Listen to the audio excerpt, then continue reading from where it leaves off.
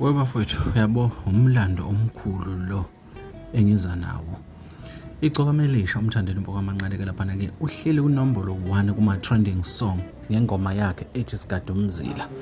Nakho kwesibili okwenza ke ngithi umlando omkhulu lo.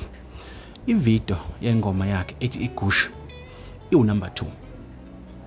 Kulandele futhi ingoma yakhe ebanga number 5 laphana nezinye ingoma ethi Impisi Yalayo kuma trending song. Webafowethu number 1 number 2 owakhe. Umlando labafowethu.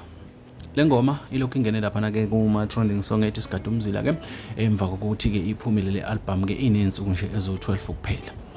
Ibonakala yenza kahle kakhulu ke laphana ke njengoba ke namhlanje ihleli usuku ke los 8 ilaphana ke kuma trending song.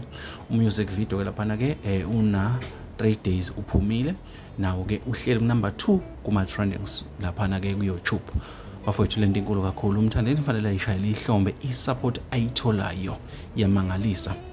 Singakusho ngokusobala ukuthi ke usomlando omkhulu la kuMaskandi. Njengoba ke sibone ingoma zakhe ke eziflower kuhle kwamagagasi. iParis 26 billion, iGush 11 million. Njengamanje kugadwe umzila. Bafowethu inkulu lento inhle kumabhinca. Sikhumbule bafowethu ke masikhuluma ngamaskandi ke sikhuluma ngomculo wesintu ke la khona ke umculo ongakhethi ibala lamuntu. Uma sikhuluma ke ngomthandeni sikhuluma ngensizwa futhi edabuka lapha ke endaweni ke yasemdletsheni ke ehluhluwe. Bafowethu amabhinca wamancinyanga makhulu.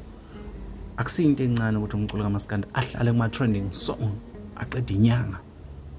Bekhona okabza, bekhona umapholisa. Enzima kakhulu le nto. Kodwa umthandeni ukwazile ukuyenza le nto. Bafowethu asishayeleni ihlombe singamabhinca, singabalandeli bakaMaskandi nama Red Nation ayishayela ihlombe. Bafowethu ilezo